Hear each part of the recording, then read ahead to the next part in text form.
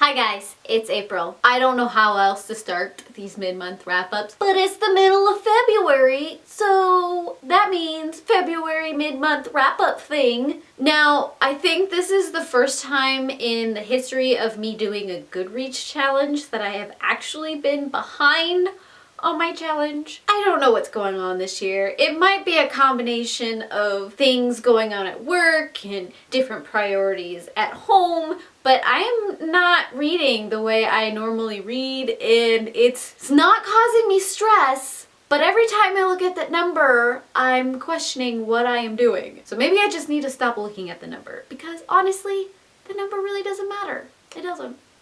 I'm just gonna keep telling myself that. So for this mid-month wrap-up, I got a cute little pile of books to talk to you about. Well, let's just do this. The first book I want to talk about is Unhinged by A.G. Howard. This is book 2 in the Splinter series, where we follow Alyssa as she deals with her ancestry of Alice, who went to Wonderland. This series takes the darker aspects of Wonderland and twists this into this weird shape that I kind of really enjoy. It's a little on the darker end, it's a little on the weirder end, and in book 2, we start to see a little more of Alyssa's mother's story and her father and how he weaves into all of this. So we get to see all of the weird and the bizarre in this book again, and I liked it, and it ended in a really dark place. So we shall see what the next book brings.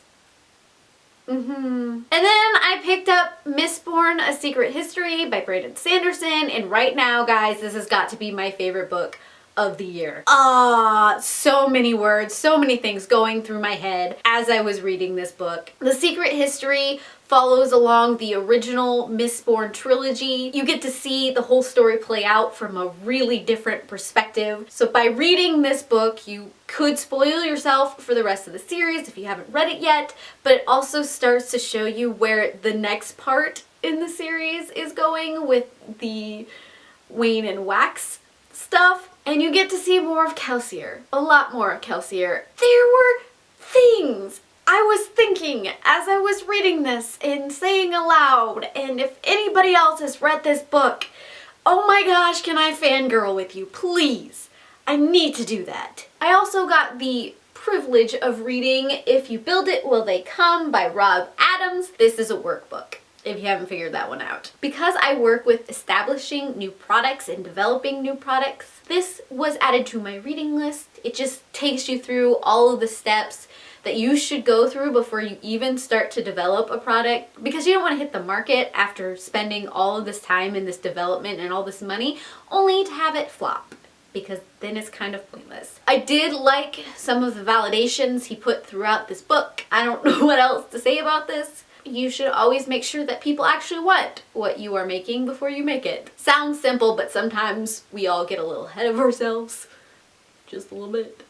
A little bit. And then this book happened.